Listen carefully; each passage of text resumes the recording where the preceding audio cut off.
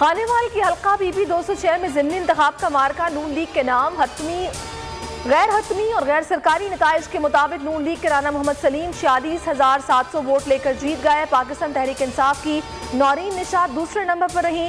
लीगी मतवालों का जश्न, ढोल की थाप पर रक्स, मिठाइयां तकसीम की। खानेवाल में कामयाबी पर नून लीग खुशी से निहाल। अपोजिशन लीडर शहबाज शरीफ ने ट्वीट में लिखा, एक शेर तीन शिकार, महंगाई, नाअहली और लूटमार। मरियम नवाज की कारकुनान को मुबारकबाद। कहा, अल्हम्दुलिल्लाह शेरों, खानेवाल की फतह मुबारक हो। नवाज शरीफ का नाम ही काफी है।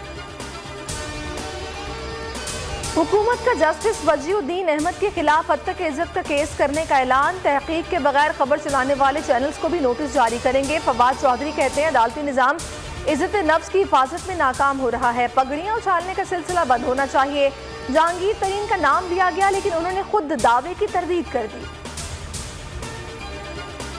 जो कुछ भी कहा सच कहा। हद तक इज्जत का मुकदमा शौक से करें। जिसके हुकूक की पामाली हुई है वो अदालत जाए। जस्टिस रिटायर्ड वजीउद्दीन का जवाब। कहा, पैसे जहांगीर तरीन ने ही दिए, ऐसे इखराजात किताबों में दर्ज नहीं होते। उन्होंने तरदीद की, इसके अलावा और वो कर भी क्या सकते थे।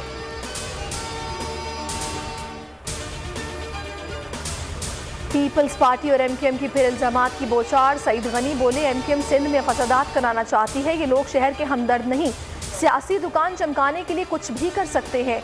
खालिद मकबूल का जवाबी वार। कहा, पाकिस्तान को जागीरदाराना नहीं, असली जमहूरियत की जरूरत है। सईद गनी तनख्वाहदार है, ऐसी बातें करना उनकी मजबूरी है।